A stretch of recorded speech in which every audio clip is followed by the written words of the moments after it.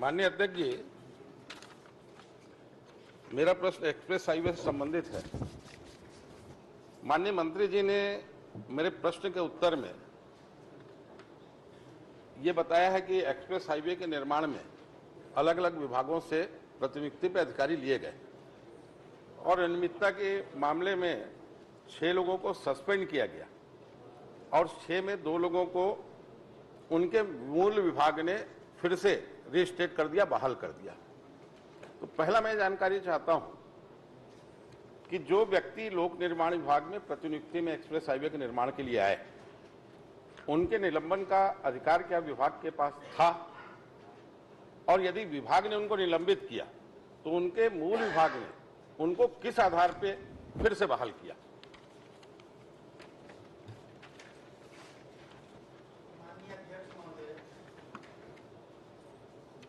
नियुक्ति पर अधिकारी कर्मचारियों को लिया गया था और जब शिकायतें आई एक्सप्रेसवे का तो उस पर कार्यवाही जब शुरू हुई तो संबंधित विभागों को कहा गया क्योंकि प्रतिनियुक्ति पर है तो हम उसको जहां प्रतिनियुक्ति पर है वो उसको कार्यवाही सस्पेंड करने का, बहाल करने का नहीं करते। उनको मूल विभाग को लिखा गया और मूल विभाग को जो लिखा गया कारण भी कि इस कारण से ये गलती है, तो उसके आधार पर मूल विभाग ने उनको निलंबित किया और एक दो जो बहाल हुआ, जांच प्रक्रिया जिनकी पूरी हो गई तो उनको बहाल किया गया है, बाकी का प्रक्रियाधीन है। माननीय अध्यक्ष जी, 6 अधिकारी कर्मचारियों को सस्पेंड किया गया है। शर्मा जी, आज आपकी मदद की आवश्यकता है। हम लोग 16 में पहुंच गए हैं। अगर आप लोगों की सहयोग मुझे प्राप्त हुआ तो हम 25 तक पार कर लेंगे। तो जरा 60 में क्वेश्चन भर करते जाइए। मेरा खाली आपसे निवेदन है। हाँ, क्वेश्चन करते रहिए। ये 600 करोड़ से चलिए ना, चलिए शिवरतन जी। माननीय अध्यक्ष जी, मूल विभाग ने सस्पेंड किया। माननीय मंत्री जी अपने उत्तर में स्वीकार कर रहे हैं कि विभागीय जांच 1 वर्ष में पूर्ण होनी थी और वो पूर्ण नहीं हुई है, अभी प्रक्रियाधीन है। तो ये 2 जो कर्मचारी जिनको उनके मूल विभाग ने रिस्टेट किया है, क्या इनके खिलाफ कोई अलग जांच कमेटी थी क्या, जिसकी रिपोर्ट आ गई उस आधार पे उनको बहाल कर दिया गया? पूरे 6 लोगों के विषय में बता देता हूं अलग अलग के बजाय अध्यक्ष जी। 6 शासकीय सेवक निलंबित हुए। 1 शासकीय सेवक सतीश कुमार जाधव 16/3/20 को, ये जल संसाधन विभाग का था, उसको निलंबित किया गया। पीडब्ल्यूडी द्वारा 9/3/20 को जल संसाधन विभाग को लिखा गया था निलंबित करने के लिए। 5 शासकीय सेवक जिसमें जतेंद्र सिंह, विवेक सिन्हा, SCR, निशेष भट्ट, फराज फारूकी 3/3/20 को CGRDCL द्वारा छत्तीसगढ़ शासन लोक निर्माण विभाग के पत्र के परिप्रेक्ष्य में निलंबित किया गया।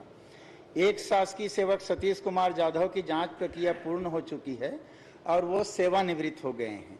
विभागीय जांच में आंशिक रूप से दोषी पाया गया, इसलिए जल संसाधन विभाग द्वारा जांच प्रकरण समाप्त किया गया है। आपने 5 शासकीय सेवकों की विभागीय जांच प्रक्रियाधीन है। 2 शासकीय सेवक जो आप कह रहे हैं जतेंद्र सिंह और विवेक सिन्हा, उनके मूल विभाग द्वारा बहाल किया गया है। 3 शासकीय सेवक वर्तमान में निलंबित है। नहीं, ये जो 2 मूल विभाग के द्वारा उनको बहाल किया गया है, इनकी जांच रिपोर्ट कंप्लीट हो गई, विभाग को प्राप्त हो गई है क्या? ये जतेंद्र सिंह राज्य शहरी विकास अभिकरण का प्रतिनियुक्ति पे था और सतीश कुमार जाधव ये जल संसाधन विभाग का प्रतिनियुक्ति पे था। इन दोनों को बहाल किया गया है। इनकी जांच रिपोर्ट क्या कंप्लीट हो गई है? ये तो उनके विभाग को लिखा गया था, उनने सस्पेंड किया, उनने जांच किया, उनने बहाल किया। तो उसके विषय में अगर आप कहें तो मैं जानकारी मंगा के दे। पीडब्ल्यूडी विभाग में काम हो रहा था, अनियमितता पाई गई पीडब्ल्यूडी विभाग के काम में, सड़क निर्माण में। आपने विभाग को लिख दिया। विभाग को लिख के आप मुक्त तो नहीं हो सकते। आखिर जांच तो पीडब्ल्यूडी विभाग कर रहा है सारी अनियमितताओं की। जब तक पीडब्ल्यूडी विभाग सारी अनियमितताओं का क्लियरेंस नहीं करेगा तो मूल विभाग कैसे कार्रवाई कर सकता है? आप 1 वर्ष में इस जांच को पूर्ण कराने वाले थे। जांच की गठित किए भी समय सीमा भी लगभग 3 वर्ष हो रही है। कोई समय सीमा है? 3 वर्ष में दुर्भाग्यजनक स्थिति यह है माननीय अध्यक्ष जी, बड़े जोरदार पेपरों में छपा था, किसी दोषी को बख्शा नहीं जाएगा, सब पे कार्रवाई की जाएगी। ना वो सड़क चालू कर पाए 3 वर्षों में, ना जांच कंप्लीट कर पाए, ना ठेकेदार पे कार्रवाई कर पाए। जो अधिकारी निलंबित किए गए धीरे धीरे बहाल करने की कार्रवाई हो रही है। तो उसके पीछे सच क्या है ये तो आए जनता के सामने, ये खाली बातों का जमा खर्च था। सम्माननीय अध्यक्ष जी, जनता के सामने सच तो आ ही गया है। चुनाव के पहले जल्दी जल्दी उद्घाटन करेंगे, जैसा तैसा रात दिन करके बनवाएं, पूरा एक्सप्रेस वे सत्यानाश हो गया। ठेकेदार के ऊपर कार्रवाई की बात कर रहे हैं, ठेकेदार से हम उन्हीं के खर्चे पर पूरा सड़क बनवा रहे हैं, 300-400 करोड़ जितना लग रहा है। ये सबसे बड़ी कार्रवाई ठेकेदार को सस्पेंड करते, 10-20 करोड़ फाइन करते, उससे बेटर पूरा काम हम ठेकेदार से करवा रहे हैं। और लगभग अब काम समाप्ति हो गया है, वो इनके कार्यकाल का है जिसको हम लोग ऐसा कर रहे हैं। और पूरी की पूरी अध्यक्ष जी जांच प्रक्रिया का जहां तक प्रश्न है, निलंबन का, बहाली का, तो अलग अलग कोरोना काल आया, अलग अलग काम हुआ, पूरी प्रक्रिया चालू है, कहीं पर किसी को बख्शा नहीं जा रहा है। बहाल भी हो रहे हैं, सस्पेंड भी हुए हैं, जांच भी हो रहा है, सब प्रक्रिया नियमानुसार विधिवत चल रहा है। अध्यक्ष जी, माननीय अध्यक्ष जी, आप स्वयं देख लीजिए, उत्तर में इन्हें स्वयं ने लिखा है कि जांच की प्रक्रिया प्रक्रियाधीन है।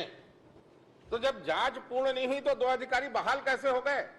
क्या आपके विभाग ने उनको एनओसी दी कि इनको क्लियरेंस मिल गया है? ये तो आप पूछ चुके हैं। आखिर कारण तो जनता के सामने आना चाहिए। और आप मंत्री जी जो बोल रहे हैं ना, जनता के सामने आ गया।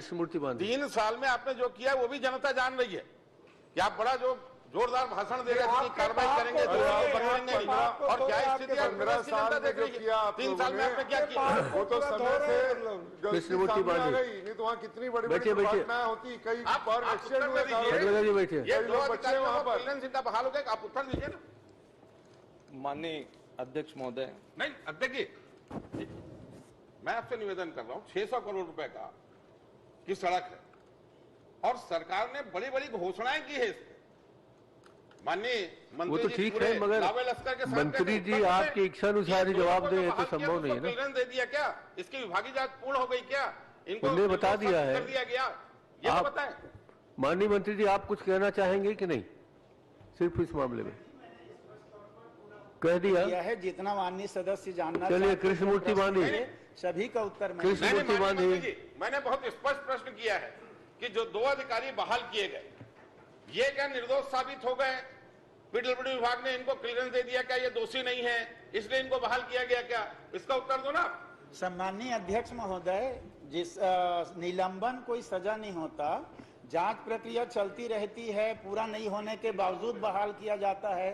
कभी 6 महीने हो गया तो बहाल कर दिया जाता है, ये चलता है। और प्रक्रिया पूरे होने के बाद उसको सजा मिलती है। 6 को करना था बहाल, 2 के ऊपर कृपा क्यों हुई भाई? कृष्णमूर्ति, अगर ये इनको निर्दोष साबित नहीं हुए थे, जांच प्रक्रिया पूर्ण नहीं हुई थी, तो आपने 2 को क्यों किया?